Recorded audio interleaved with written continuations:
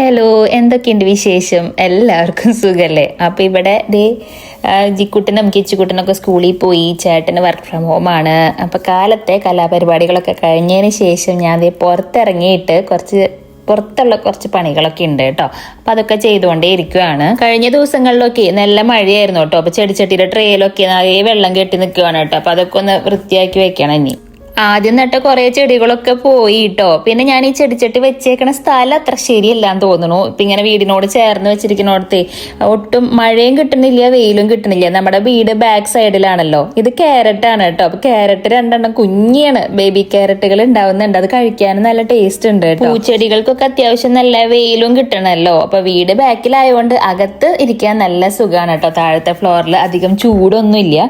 പക്ഷെ പുറത്ത് ഇങ്ങനെ ചെടികൾ വെക്കാനുള്ള ഒരു സൗകര്യക്കുറവ് ഫീൽ ചെയ്യുന്നുണ്ട്. അതിന്റെ പൊസിഷനൊക്കെ ഒന്ന് മാറ്റി നോക്കണം.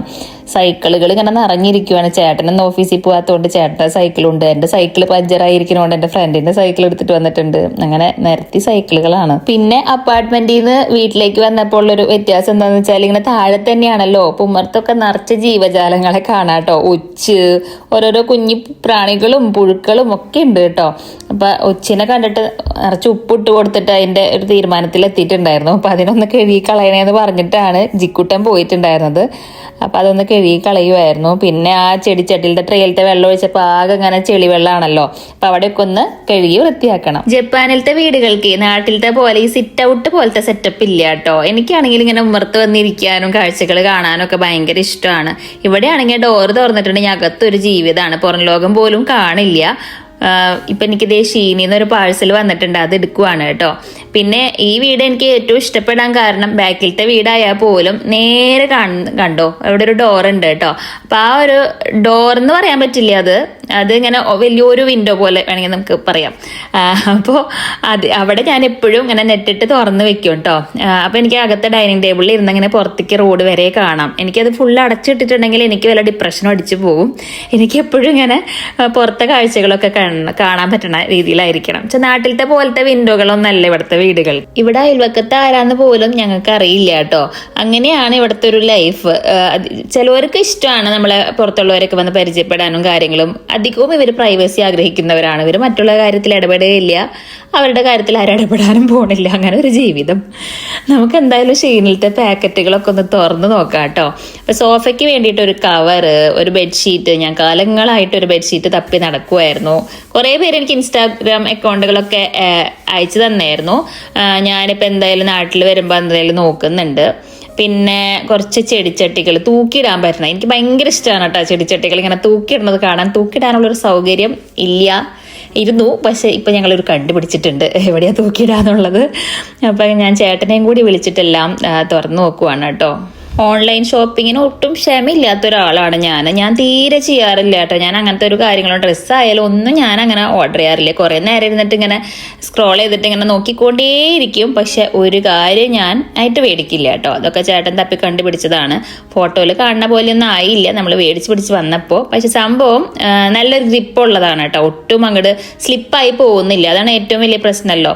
നമ്മൾ ഇരിക്കുമ്പോൾ അങ്ങോട്ട് ഇഴുകി പോവുകയാണെങ്കിൽ അതൊരു വൃത്തികേടല്ലേ. പക്ഷെ ഇതിപ്പോൾ അങ്ങനെയില്ല, നല്ല ഗ്രിപ്പ് ഉണ്ട്. നമ്മുടെ സോഫ ഈ ഒരു മോഡലായതുകൊണ്ട് അങ്ങനെ ഒരു 3 പീസായിട്ടാണ് ഓർഡർ ചെയ്തിട്ടുണ്ടായിരുന്നത് കേട്ടോ. അപ്പോൾ താഴത്തേക്ക് ഭാഗത്തേക്കും ഇങ്ങനെ ഒരു ഷീറ്റ് പോലെ. അപ്പോൾ അതിങ്ങനെ വിരിച്ചിടാം, കവർ പോലെയല്ല. സോഫ മേടിച്ചപ്പോൾ തന്നെ ഇതിന് പറ്റിയ കവർ അവർ തയ്ച്ചു തരാമെന്ന് പറഞ്ഞു. പക്ഷെ അതിനൊരു 35,000 എന്നോളായിട്ടുണ്ടായിരുന്നു. അപ്പം നമ്മൾ തൽക്കാലത്തേക്ക് ഇപ്പം അത് വേണ്ട എന്നുള്ള രീതിയിലാണ്. ലുക്ക് വൈസ് അത്രയ്ക്ക് അങ്ങോട്ട് ഇഷ്ടപ്പെട്ടില്ല. സ്റ്റിൽ പിള്ളേരൊക്കെ പെരുമാറുമ്പോഴേ ഇങ്ങനൊരു ഷീറ്റ് അത്യാവശ്യമാണ്. അപ്പം അതവിടെ കിടക്കട്ടെ എന്ന് വിചാരിച്ചു. റിട്ടേൺ അയക്കാനും പിടിക്കാനൊക്കെ ഞങ്ങൾക്ക് രണ്ടാൾക്കും നല്ല മടിയാണ്. അപ്പം അത് വേണ്ട, അതവിടെ കിടക്കട്ടെ. വല്ലവരും വരുമ്പോഴാണെങ്കിൽ ഇത് മാറ്റിയിട്ടാലും മതിയല്ലോ. എന്തായാലും ചെറിയൊരു പണി കിട്ടി. നമ്മൾ ഓർഡർ ചെയ്തപ്പോൾ കുറഞ്ഞു പോയതാണെന്ന് തോന്നുന്നു.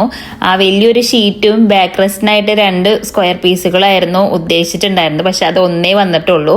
അപ്പം അത് ഇങ്ങനെ ഈ ഒരു സ്ക്വയർ പീസുമ വിരിച്ചിടാനേ ഇപ്പം പറ്റുള്ളൂ. ബാക്കി 2 എണ്ണത്തിന് വേറെ ഇനി ഓർഡർ ചെയ്യേണ്ടി വരും. എന്തായാലും വലിയ തിരക്കേടില്ലാന്ന് തോന്നുന്നു. പക്ഷെ നല്ല ക്വാളിറ്റി ഉള്ള ഐറ്റാണ് കേട്ടോ. ബാക്കിൽ ദേ ഇങ്ങനെയാണ്, അതുകൊണ്ട് തന്നെ ഒട്ടും സ്ലിപ്പ് ആവുന്നില്ല, നല്ല ഗ്രിപ്പ് കിട്ടുന്നുണ്ട്. ഇനി അടുത്തത് നമുക്ക് നമ്മുടെ ബെഡ്ഷീറ്റ് ഒന്ന് ഓപ്പൺ ചെയ്യാം. ഞങ്ങളുടെ മാസ്റ്റർ റൂമിൽ 2 സിംഗിൾ കോട്ടുകളാണ് കേട്ടോ ചേർത്തിട്ട് കൊടുത്തിട്ടുള്ളത്. ഞങ്ങൾക്ക് 4 ആൾക്കും ഒരുമിച്ച് കിടക്കണം തോന്നുമ്പോൾ കിടക്കാൻ വേണ്ടിയിട്ട്. അതുകൊണ്ട് തന്നെ അത്രയും വലിയ ഷീറ്റ് പണ്ടൊരിക്കലും നാട്ടിൽ നിന്ന് മേടിച്ചുകൊണ്ട് വന്നത് കറക്റ്റാണ്. അപ്പോൾ ഇതേപോലെ ഇവിടെ കിട്ടാൻ കുറച്ച് പണിയായിരുന്നു കേട്ടോ. ഇവിടെ ബെഡ്ഷീറ്റിനൊക്കെ എന്തൊരു റേറ്റ് ആണെന്ന് അറിയോ? കടകളിലൊക്കെ പോയപ്പോൾ 16,000 20,000 ആ റേഞ്ചാണ് നല്ലൊരു ബെഡ്ഷീറ്റ് ഇഷ്ടപ്പെട്ട് വന്നിട്ടുണ്ടെങ്കിൽ പറയണ റേറ്റ് കേട്ടോ. അപ്പോൾ ഇതിപ്പോൾ ഷീന് തെമ്മൊക്കെ നോക്കുമ്പോൾ കിട്ടും, പക്ഷെ ഇത്ര വലിയ സൈസ് കിട്ടുമെന്നുള്ളത് ഡൗട്ടായിരുന്നു. അങ്ങനെ മെഷർമെൻ്റ് ഒക്കെ എടുത്ത് അങ്ങനെ ഓർഡർ ചെയ്തതാണ്. അപ്പം അതിങ്ങനെ ഫിറ്റഡ് ഷീറ്റാണ് കേട്ടോ മേടിച്ചത്. അപ്പം നല്ല രീതിയിൽ ഫിറ്റ് ആവുന്നുണ്ട്. ഒരു ഫിറ്റഡ് ഷീറ്റ്, ഒരു സ്പ്രെഡ് ചെയ്യാൻ പറ്റുന്ന ഷീറ്റ്, 2 വലിയ പില്ലോ കവറിന്റെ സൈസ് ഇത്തിരി ഓവറാണോ എന്ന് നല്ലൊരു ഡൗട്ട് ഇട്ട് എന്തായാലും നമുക്ക് മുകളിൽ പോയി വിരിച്ചു നോക്കാം കേട്ടോ. അങ്ങനെ ഞാൻ ഇപ്പം ഈ വീഡിയോ എടുക്കുന്ന സമയത്ത് വിരിച്ചു നോക്കിയപ്പോൾ എനിക്ക് ഫിറ്റഡ് ഷീറ്റ് വിരിക്കാനേ പറ്റിയില്ല. ഞാൻ വിചാരിച്ചു ഇതിൽ കറക്റ്റ് സൈസ് ഒന്നല്ല, മാറിപ്പോയതാണ്. അങ്ങനെയാണെങ്കിൽ വേറെ ഏതെങ്കിലും ബെഡിന് യൂസ് ചെയ്യാന്നൊക്കെ വിചാരിച്ചിട്ട് ഞാൻ വിരിക്കണതാണ് കേട്ടോ വിരിച്ചു നോക്കിയിട്ടുണ്ടായിരുന്നത്. പിന്നീട് അന്ന് രാത്രി ചേട്ടൻ ജോലിക്ക് കഴിഞ്ഞ് വന്നപ്പോൾ ഞങ്ങൾ 2 ആളും കൂടി വിരിച്ചു നോക്കിയപ്പോൾ ഫിറ്റഡ് ഷീറ്റ് നല്ല കറക്റ്റായിട്ട് വന്നു. അപ്പം എന്തായാലും 2 വിരികളും 2 പില്ലോ കവറുകളും കിട്ടി. അങ്ങനെ മേലെ കയറിയിട്ട് നമ്മുടെ പച്ചക്കറി കൃഷിയാണ് കേട്ടോ ഈ കണ്ടുകൊണ്ടിരിക്കണത്. കറിവേപ്പില, ഒരു കുഞ്ഞി വാഴ, വലിയ വാഴ ഉണ്ടായിരുന്നത് വെട്ടിക്കളഞ്ഞു. പിന്നെ ഇതിൻ്റെ പേര് ഞാൻ മറന്നുപോയിട്ടാ. പണ്ട് എൻ്റെ ഒരു ഫ്രണ്ട് തന്നപ്പോൾ അതിലിങ്ങനെ മുളച്ചുകൊണ്ടിരിക്കുന്നതാണ്, ഇങ്ങനെ കറുത്തൊരു കായ. വാഴ വെട്ടിക്കളഞ്ഞിട്ട് ഇപ്പോൾ ചെറിയ വാഴ പൊടിച്ച് വരുന്നുണ്ട്. ഇതാണ് കറിവേപ്പിൻ്റെ അവസ്ഥ. ഇപ്പോൾ വലിയ മെച്ചമൊന്നും ഇല്ലാണ്ട് ഇങ്ങനെ നിൽക്കുവാണ്. റീപോർട്ട് ചെയ്തിട്ടുണ്ടായിരുന്നു കേട്ടോ. പിന്നെ പയറുണ്ടല്ലോ, എല്ലാ വിത്തും കൂടിയിട്ട് ഒരു വലിയ ചട്ടിയിൽ അങ്ങോട്ടാക്കി പയർ കാടായി. എന്തോ ഇത്ര ബോധം ഉണ്ടായിരുന്നില്ല ആ സമയത്ത്. ഇങ്ങനെ വളർന്നു, അല്ലാതെ വിത്തൊക്കെ മുളച്ച് നല്ല രീതിയിൽ വന്നേക്കണം കണ്ടപ്പോഴേ ഞാൻ ചേട്ടനോട് അങ്ങനെ പറിക്കാനും സമ്മതിക്കുന്നുണ്ടായില്ല. നല്ല ഭംഗിയിൽ വന്നതാണ്, അത് പറിച്ച് കളയണ്ടെന്നും പറഞ്ഞിട്ട്. തക്കാളി നല്ല രീതിയിൽ ഉണ്ടാവുന്നുണ്ടായിരുന്നു. ആദ്യം ഉണ്ടായ ഗ്രോ ബാഗ് എന്ന് പറഞ്ഞിട്ട്, ടൊമാറ്റോ ഗ്രോ ബാഗ് എന്ന് പറഞ്ഞിട്ട് ഒരു ഗ്രോ ബാഗ് മേടിച്ചിട്ടുണ്ടായിരുന്നു കേട്ടോ. അപ്പം അതിലുണ്ടായ തക്കാളിയുടെ അടിഭാഗം ഇങ്ങനെ കറുത്ത് പോയിട്ടുണ്ടായിരുന്നു. അതെന്താണെന്ന് വെച്ചാൽ ചില ദിവസങ്ങൾ മണ്ണ് ഭയങ്കര ഡ്രൈ ആയിട്ടും ചില ദിവസങ്ങളിൽ മണ്ണ് നല്ല വെറ്റായിട്ടും ചില ദിവസം ചെടിക്ക് വെള്ളം ഒഴിക്കാൻ മറന്നിട്ടാണ് ഈ സംഭവിച്ചത്. അപ്പം അങ്ങനെയൊക്കെ വരുമ്പോൾ തക്കാളിയുടെ അടിഭാഗം നല്ല ഇങ്ങനെ കറുത്ത് പോയിട്ടുണ്ടായിരുന്നു കേട്ടോ. അപ്പം അങ്ങനെ ആദ്യത്തെ 2 തക്കാളി ഫ്ലോപ്പായിരുന്നു. പിന്നെയൊക്കെ നന്നായിട്ട് വരുന്നുണ്ട്.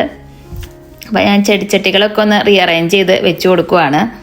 ഈ ബീൻസിൻ്റെയും അതേപോലെ തന്നെ മീറ്റർ പയർ പോലെ നല്ല നീളമുള്ള പച്ചപ്പയറുണ്ടല്ലോ, അതിൻ്റെയൊക്കെ വിത്ത് നമുക്ക് ഹോംസ് പോലത്തെ കടകളിൽ കിട്ടും. ഹോം സെൻറ്റർ പോലെ ചെടികളൊക്കെ ഒത്തിരി ഉള്ളതുണ്ടല്ലോ, വിത്തുകൾക്ക് അധികം പൈസ ആവില്ല. ഞാനാണെങ്കിൽ 1/2 പാക്കറ്റ് വിത്തുകളോ ഒരു ചട്ടിയിൽ അങ്ങോട്ട് ഇട്ടു. അതാണ് എനിക്ക് പണി കിട്ടിയത് കേട്ടോ. ഒന്ന് കുതിർത്തിയിട്ടാണ് നട്ടിട്ടുണ്ടായിരുന്നത്. അപ്പോൾ പെട്ടെന്ന് മുളയ്ക്കുകയൊക്കെ ചെയ്തു കേട്ടോ. അപ്പം ഇനി ഈ മുളച്ച പയറിനെയൊക്കെ ഒന്ന് പടർത്താനുള്ളൊരു സൗകര്യമൊക്കെ ചെയ്ത് കൊടുക്കണം. ഡേയ്സോല് കിട്ടും ഇങ്ങനെ നെറ്റും കാര്യങ്ങളൊക്കെ. അപ്പം അതൊന്ന് ഞാനിങ്ങനെ തുണി ഇടുന്ന റോഡുണ്ട് അവിടെ, അത് മാത്രമേ ഒന്ന് കെട്ടാനുള്ളൊരു സംവിധാനമുള്ളൂ. അപ്പം അത് മളിക്കൊന്ന് വലിച്ച് കെട്ടി കൊടുത്തു കേട്ടോ. ഇനിയുണ്ട് ചെയ്യാൻ, അത് വേറൊരു ദിവസം ചെയ്യാമെന്ന് വിചാരിക്കുകയാണ്. പിന്നെ ഇവിടെ കടയിൽ പോയിട്ടുണ്ടെങ്കിൽ എല്ലാ പാക്കറ്റുമ്പോഴും ഫുള്ള് ജാപ്പനീസ് ആയിരിക്കും. അപ്പം നമുക്ക് വലിയ ധാരണ ഉണ്ടാവില്ല എന്ത് വാളാണ് ഏതാണെന്ന്. അപ്പോൾ കുറേ ട്രാൻസ്ലേറ്റ് ചെയ്തൊക്കെ മനസ്സിലാക്കിയിട്ട് ചാണപ്പൊടി മേടിച്ചിട്ടുണ്ടായിരുന്നു. പിന്നെ മണ്ണും കല്ലും അങ്ങനെ മേടിച്ചിട്ടുണ്ടായിരുന്നുള്ളൂ. പിന്നെ വേറെയും ഇഷ്ടം പോലെ വളങ്ങളൊക്കെ നമുക്ക് ഇവിടെ മേടിക്കാൻ കിട്ടും കേട്ടോ. പക്ഷെ അതൊന്നും നമ്മൾ അങ്ങനെ മേടിച്ച് പരിചയമില്ല.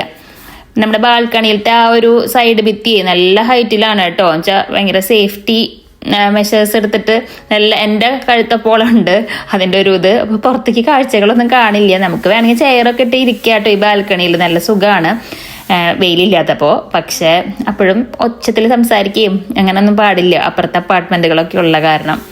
അങ്ങനെ ഞാൻ താഴെ എത്തി. നമ്മുടെ ചെടിച്ചട്ടി ഉണ്ടല്ലോ ഹാങ് ചെയ്യണത്, അത് ഇതേപോലെ ഇങ്ങനെ കുളത്ത് വെക്കാൻ പറ്റുന്നതാണ് കേട്ടോ. നല്ല സംഭവമായിട്ടുണ്ട്, നല്ല ക്വാളിറ്റി ഒക്കെ ഉണ്ട്. ഇതിനെന്താണെന്ന് വെച്ചാൽ പല കളറാണ് ചേട്ടന് ഉദ്ദേശിച്ചിട്ടുണ്ടായിരുന്നത്. പേസ്റ്റൽ കളറുകളുടെ പല കോമ്പിനേഷൻ ആയിരുന്നു. പക്ഷേ വന്നപ്പോൾ എല്ലാതും ഈ ക്രീം കളറായിപ്പോയി. നമ്മൾ ശ്രദ്ധിച്ചില്ല ഓർഡർ ചെയ്തപ്പോൾ. എന്തായാലും കുഴപ്പമില്ല, നല്ലൊരു കളറാണ്. കവറൊക്കെ പൊട്ടിച്ച് സാധനങ്ങൾ എടുക്കുമ്പോൾ നല്ല എക്സൈറ്റ്മെന്റ് ആയിരിക്കും. അവസാനം അത് വാരിക്കൂട്ടി ഇപ്പം തന്നെ കളഞ്ഞില്ലെങ്കിൽ അത് അവിടെ കിടക്കും കേട്ടോ കുറച്ച് ദിവസം, പിന്നെ മടിയാവും. അപ്പം വേഗം തന്നെ അതൊക്കെ വാരി വൃത്തിയാക്കി വെക്കാം. പിന്നെ എൻ്റെ അടുത്ത കുറച്ച് കലാപരിപാടികളാണ് ക്രോഷ്യ ചെയ്യൽ. അപ്പം എൻ്റെ ക്രോഷ്യ വീഡിയോയ്ക്ക് നല്ല വ്യൂസാണ് എപ്പോഴും കിട്ടിക്കൊണ്ടിരിക്കണത്.